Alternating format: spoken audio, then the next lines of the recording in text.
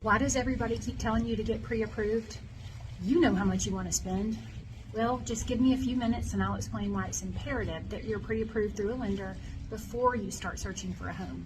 And by the way, if this message inspires you and you want some names of some lenders that I've worked with before and that I trust, comment, "Show me the money." No, I'm just kidding. Comment lender below and I'll get it over to you. Hey, I'm Stella Tootin and I know a little bit about life in Charleston. I have been in Charleston for 20 years. Back before you could go on Yelp or read reviews online, I moved there. And figuring out where I wanted to live and what I wanted to do, well, that was a lot of trial and error. You guys are really lucky. You have resources at your fingertips, resources like me. And now that I've lived and sold real estate here for so many years, I can give you an insider perspective into what it's like to live and buy here. So you don't have to do the trial and error thing yourself. So let's jump into why you need to be pre-approved before you even start searching for a home. Okay, so a lot of times I had people call me and tell me that they want to look for a house. Sometimes they know exactly what they want. I want to spend $800,000 on a 4-bedroom house and I want it zoned for Mount Pleasant Academy. It needs to have a screen porch and I want white quartz countertops. And sometimes they don't have a clue what they want. They just know they want something. But most of the time, even those people that say they want to spend around $800,000, they haven't talked with the lender yet. They don't have a pre-approval.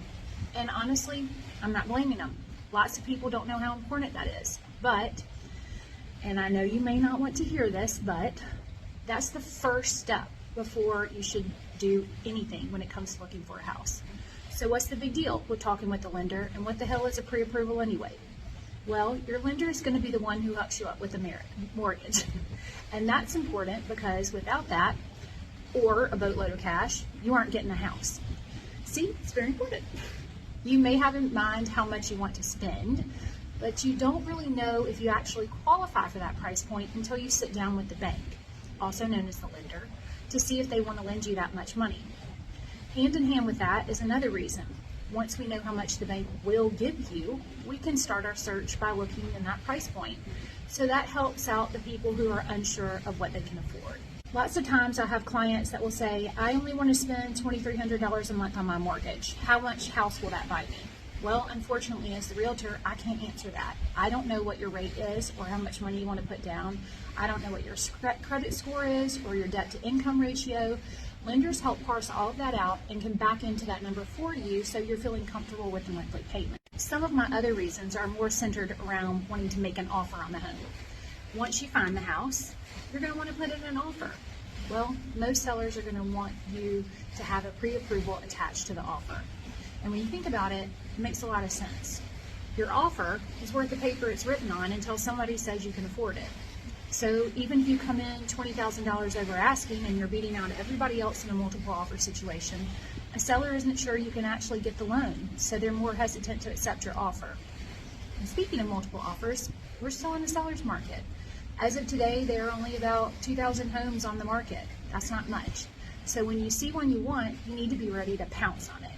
There isn't time to get back to the house and find your bank statements and shop the rate around, send in your information, whatever it is.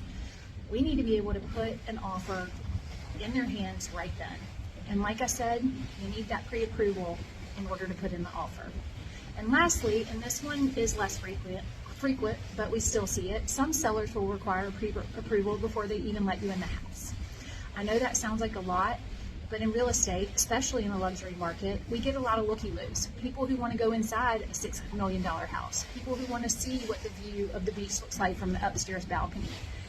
Even in the typical price point homes, there are people that just want to see what a house in Nexton feels like, or what the color of the granite in the fourth picture of 124 Main Street's listing is. Remember, many times when you're going to see a home, there are people still living there. When you go in, you're oftentimes displacing the people that are living there. They have to load up their pets and they have to clean up their kids' clutter.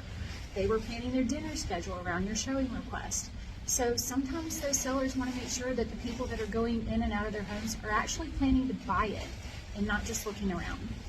So you can see there are actually a lot of really good reasons for needing that pre-approval before we can go see a house. I hope that was helpful. If you'd like any more information on real estate or any of the lenders I've worked with in the past, type in lender below and I'll send you some amazing people that I've vetted for you. Thanks.